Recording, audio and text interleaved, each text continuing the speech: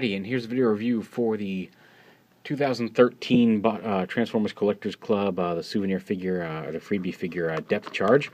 They were selling these at BotCon last week, and my friend Cooksucks Andy picked up one of these for me, and thank you very much, Andy. I appreciate it.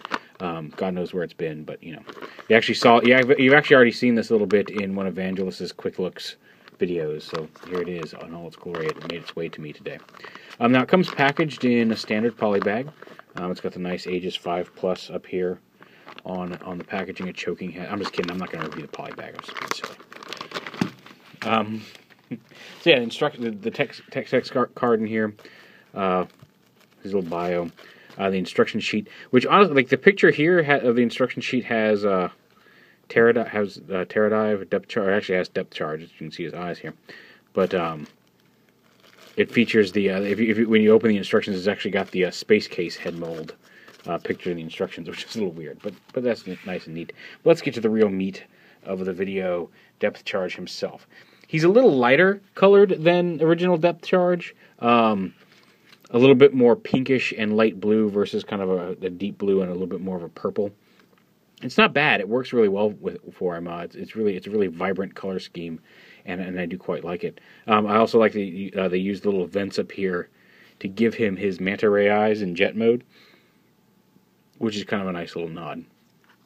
He's got the spear that stores underneath. He does have landing gear, however, the front landing gear is blocked by the spear. If you do pop that off, you can get that front landing gear, and you can put the spear off to the side if you so choose. Or again, somebody else already mentioned you could use this clip back here to clip this on and give him kind of a manta ray-esque tail. Was it Evangelist that did it in this video? Can't remember. I saw somebody do it. I'll be able to clip that on there and give him a manta tail. Dun, dun, dun, dun, if you want. I think it looks a little silly, but it is, the possibility is there. The spear itself is exactly the same. Has the same little opening gimmick, or the trident, I guess. Flip it open. We'll set that off to the side. And I forgot, I always forget just how much fun and well-designed this mold is. There's a lot of neat little things in this that are a lot of fun to do, and like you don't usually see on a figure of this size. Although it does kind of drive home how simplistic they have gotten over the years. Though I guess some of the red ones aren't quite as simple. But we start off by unpegging the legs here. Bringing them down, lifting this piece up. Oh wait, no, this piece up. Got to kind of get under here and pop up this piece, which then flips up. You slide it out and flip it up over here, up and around like that. Fold these pieces in, and you can see that's going to form the chest. You snap this back together. This piece comes out a little bit to cover the cockpit, which I think is neat. Makes that neat little cockpit guard for robot mode, and then brings the Maximal symbol up and around. Really nice. Silver and gold painted accents here on this. I mean, it is paint, but it's very shiny, very nice, kind of representing the chrome. I guess he didn't really have chrome. His chrome parts were not this or whatever, but still really nice, representing depth charges colors there.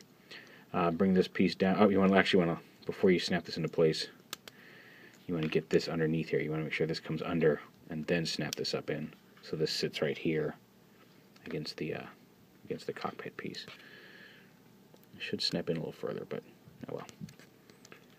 Take this piece, rotate it. Actually, no, it was already rotated around like that. I think I already rotated it and then forgot. Fold this down. The legs, you bring these out. There's a tab here that you actually rotate this whole piece. You can see the yellow piece that rotates there. Down and around, plug it into the heel, rotate this up, and then tab it on right here. And that's how you get the fin up on the leg. That's still one of my favorite little transformation bits in the last several years. Just a neat little bit there. Flip out his foot, and then do the same thing on the other side.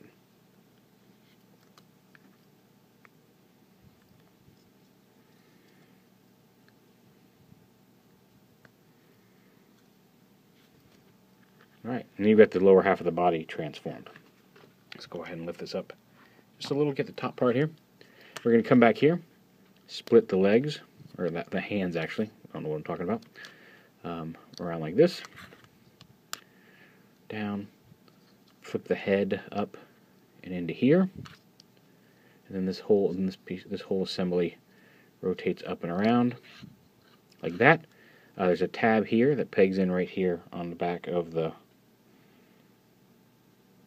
back panel. So you tab that whole body together like that. And then the arms come up, and you have to push a little bit, leave the fins back. This little piece tabs in right here on the shoulder and locks the whole torso assembly into place on both sides. And then you just flip this up against his back. There's a couple tabs there that, do they fit in there? No, okay, I guess they're just tabs. You can tab it in if you want, but it sits up there like that.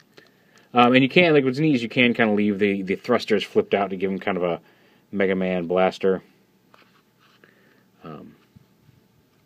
There, if you so choose, but you don't have to. Arm cannon. But obviously it's designed to flip open and flip out the fist. Like this. And do the same over here.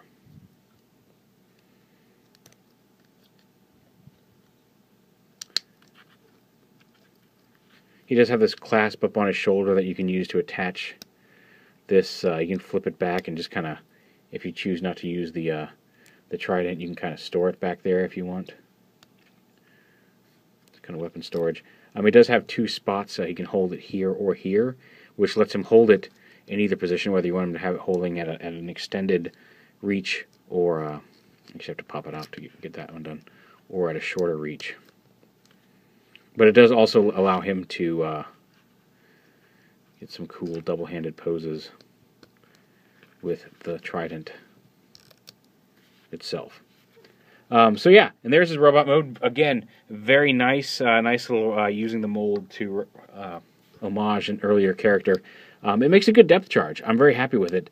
I'm even more excited about it with the announcement that next year's Freebie figure is going to be a Protoform X, or Rampage, from the first edition Megatron mold.